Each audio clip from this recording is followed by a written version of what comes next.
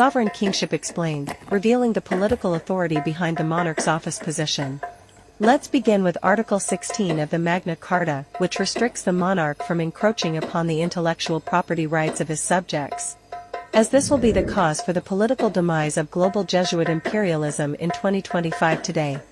First and foremost, take a moment to reflect on your own moral conscience, knowing right from Jesuit wrongs and choosing human rights, and human rights reasoning ability,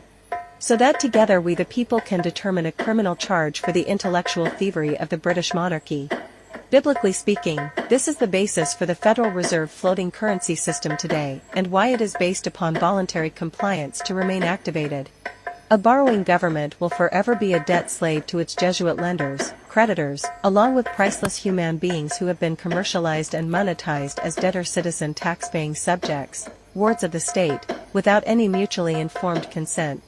Knowing this absolute truth is only half the spiritual, intellectual, battle of Armageddon, mental struggle between good human rights law and evil debt-based constitutional policies superimposed by Jesuit fraud. However, the other half is to exalt the absolute truth of the Human Rights Covenant, UDHR Charter, on earth without delay, over the debt-based geopolitical system of Jesuit imperialism, global financial exploitation, in our modern world of social democracy, political choices, which will cause the immediate demise of the vicar for-profit's evil satanic works of registering human souls into a global system of debt slavery. Once we the people become aware of the legal robbery for our international human birthright to life and liberty under Article 3 of the UDHR Charter of Fundamental Equality, then we must become compelled to exercise Article 8 collectively, which entitles everyone to the international human birthright to an effective diplomatic remedy. Furthermore, with the Russian president's revelation of the true biblical black icons of the risen Ethiopian Messiah from the 14th century, the vicar for-profit and the worldwide Roman Catholic Church have lost all credibility and legitimacy in religious theology, and is found to be in serious breach of Article 26.2, which prohibits indoctrination and any miseducation that cripples human intelligence and denies the individual's personality status in a democratic law society. Every human person is born a sovereign private individual at birth, within our global community, until the second they signed the birth certificate contract that voluntarily surrendered their personal sovereignty, political free will, to participate in the Jesuit system of global commerce subjectively. However, all the riches of the wicked Jesuit bankers being stored up in the unlawful astronomical national debts around the planet today, is truly generational wealth reserved for the righteous human rights defenders who rise up in every democratic country to help eradicate Jesuit imperialism and implement the 17 Sustainable Development Goals as lawful human rights compensation immediately. Therefore, the word of a sovereign king, chief ruler unto oneself, has the political power to create a sovereign bond, human trust, in the system of global commerce, with diplomatic access to credit currency for personal discharges, write-offs. However, when the word of a sovereign king becomes questionable and dishonorable, such as the British monarch who swore to uphold the tradition and customs of the human rights law within his coronation oath, then his own credibility and legitimacy have been tainted by his political joint venture with Privy Council Jamaican politicians, committing gross human rights violations and high treason against the population. Henceforth, after the Russian president exposed the unauthorized 1600 Greek transliteration, invented title Jesus, in open public, world news, the Anglican Church has lost all its credibility and legitimacy in religious theology also, which voids and nullifies the coronation oath of the present individual on the British throne, who can now be lawfully arrested as a common Jesuit criminal, human rights violator. Therefore, by the sovereign will of the people of African descent in the Commonwealth countries, charging and convicting the British monarch for gross human rights violations against the UN Decolonization Treaty today,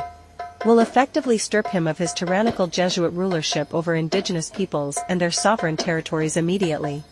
Since he cannot deny the breach of the UN Decolonization Treaty, which still exists as legitimate proof in the Jamaican Law Society, and is still applicable to the sovereign will of the people of African descent who were politically tricked and commercially bamboozled with a second independence in 1962. That created the tyrannical state of religious Jesuit exploitation in which developing countries are now victimized and psychologically abused. No one, absolutely no one, is above the human rights law of fundamental equality for all, so we the people can make a political example out of the criminal British impostor and the Jesuit Pope for profit at the Vatican Unholy See, simultaneously under international law. For the word of a sovereign king makes the human rights law, but if he violates his own human rights law, then he is no longer acting as a sovereign king but a common Jesuit criminal, human rights violator. Just as the word of the sovereign will of the people who confer international political legitimacy upon the sovereign king, is no longer acting in any sovereign capacity when failing to prosecute and exile the criminal Jesuit impostor from the Jamaican throne of judgment, decision-making. This debt-based Jesuit system of capitalism and usury, exploitation, is known to hide this simple fact, that the sovereignty of the people in Jamaica is enjoined with the throne of Jamaica in human rights tact, diplomacy. So if the Jesuit-taught politicians and the gay King of England choose to play the role of wicked and stubborn Pharaoh, then we, the children of African descent, must fulfill the biblical role as the children of Israel, being led out of modern-day Egypt, debt slavery, pronto, by the diplomatic hand of an Ethiopian Moses who is the risen Solomonic remnant, heir apparent, as the 21st century information age unfolds. Our universal human rights victory over Jesuitism is assured, with a sovereign Ethiopian monarch risen from amongst the sovereign will of the people to conquer the man of lawlessness, in front of the whole world on the UN stage floor.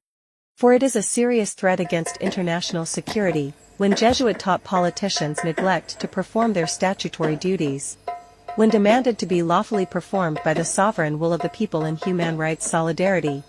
Meanwhile, it is the monarch's moral duty and political responsibility to protect the will of the people's human rights sovereignty, political free will, in true equity, fairness, or he forfeits the privileges of divine royalty and must be deposed from office position immediately. Human rights law and political punishment go hand in hand, just as sin and judgment complement the law when condemning royal criminals. No one is above the human rights law in our modern world of global commerce today, not the Jesuit Pope for profit, the gay thing in England, nor the Jesuit money changers, bankers, who rule, usurp human rights, over the geopolitical Jesuit system of financial monopoly. Together, as one sovereign human family, we the people can arrest, stop, global Jesuit imperialism and implement a new global resource-based economic system of commerce as soon as possibly. Selah. Give thanks for watching. If you would like more information or make a human rights contribution, please feel free to contact us at kingdomofdebrazil2020@gmail.com. In human rights solidarity, blessings. Get up, stand up, speak out, end Jesuitism now.